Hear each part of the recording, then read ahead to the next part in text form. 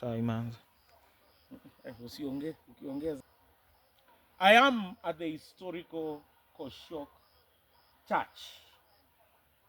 This church, though small, is pivotal in the history of the Anglican Church, especially here in Mount Elgon. This is a church of legends. This is a church of pioneers in the Anglican Church. It was donated by the servant of God, Reverend Stephen Metta, who went to be with the Lord. This is the church where the first Anglican priest from the Sabbath community here in Mount Elgon came from, Reverend Paul Kibit Siundu.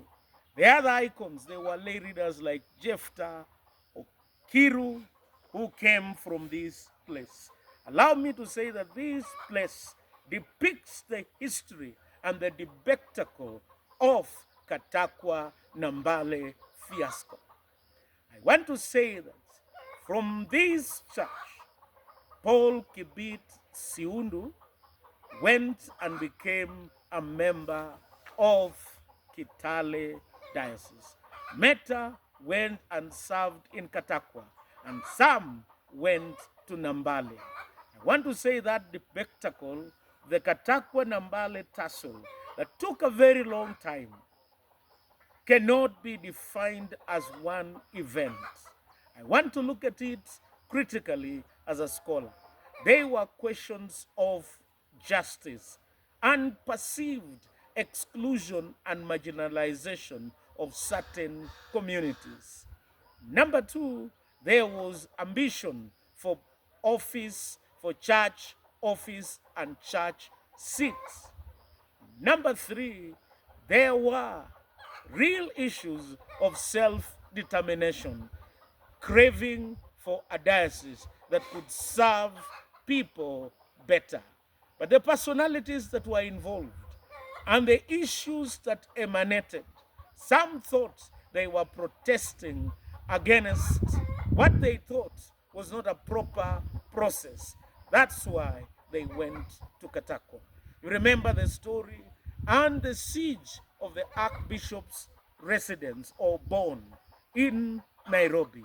I don't want to go into the details. They generate more heat and light, more heat than light. And I wonder why no one has ever done a seminal work on Katakwa, Nambale, the spectacle in the Anglican Church. But I want to say some very critical things. Church history is not always linear.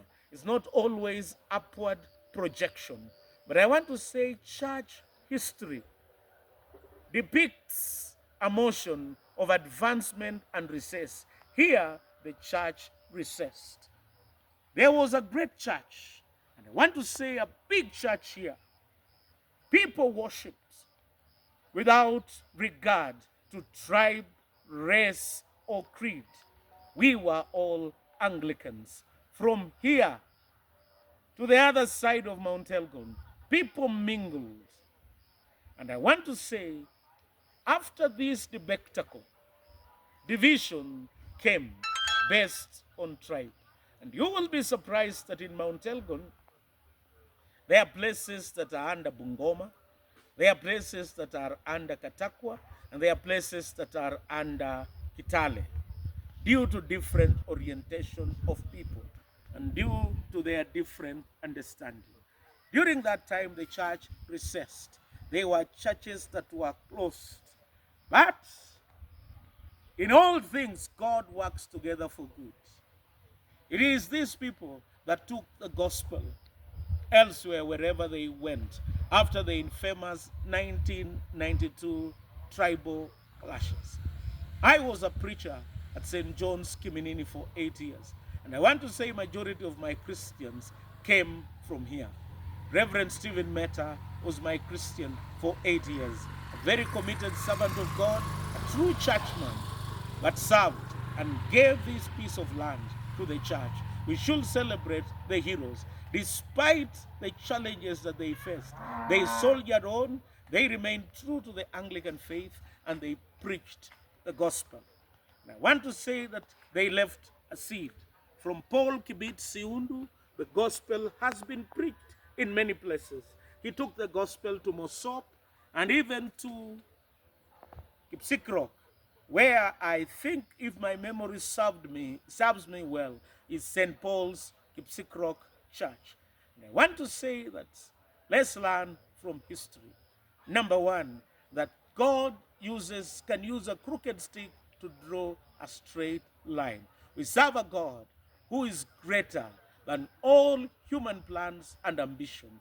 And history is his story, the story of human affair, the story of God ordering human affairs towards his purpose. It is from this great spectacle that the church has been fortified, strengthened. It is my prayer that one day there will be a big church here, and this church will be a memorial to the events that happened. It is my prayer that we should not be ashamed of the gospel of Christ that gives power to salvation, first to the Jew, then to the Gentiles. Romans 1:16. That's why I will always preach the gospel, no matter the circumstance or the situation. These people scattered from this place, and they took the gospel wherever they went. Therefore, let's learn lessons from the Katakwa Nambale spectacle. Number one, God is in control.